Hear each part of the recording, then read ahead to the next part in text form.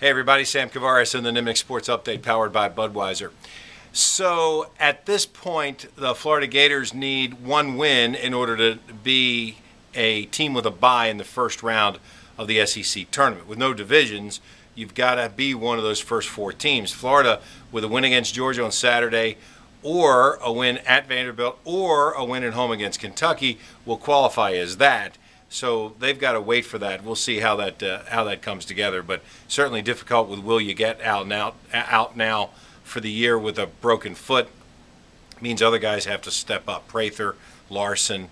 I mean, even Scotty Wilbekin, they're talking about playing at that 4 position. So we'll see what happens. They're going to have to shoot well for any kind of deep run in either the SEC or the NCAA tournament. Right now, most of the predictions still have them going to Nashville as the number 4 seed in the South, or whatever they want to call it, the Southeast, in terms of the NCAA tournament first and second rounds.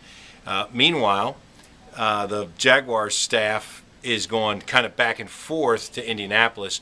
Mike Mularkey's up there, Gene Smith is up there, but outside of that, scouts and specifically coaches are only going there when their position guys are there. Offensive line coaches will be there when the offensive linemen are working out. You know, Jerry Sullivan will go when the wide receivers are working out. So the Jaguars have kind of a shuttle going between here and Indianapolis.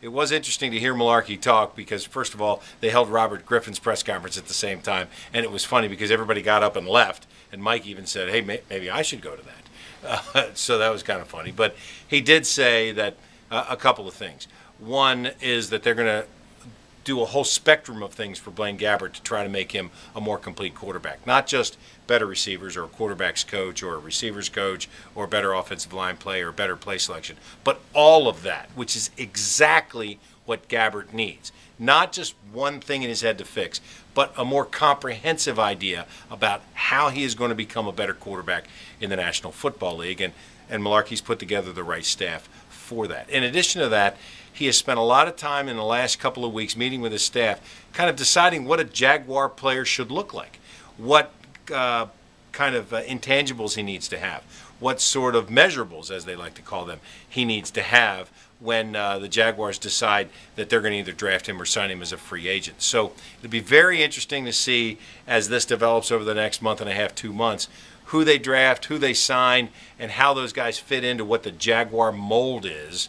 Because Mularkey, one thing he did say, Tyson Alualu had knee surgery, but he also said that even the guys that he didn't retain on the staff came to him as they left and said, look, you need to know that you have a really good locker room and a really good core group of players. So I thought that was a very telling thing that he said. All of that is happening as the combine goes on.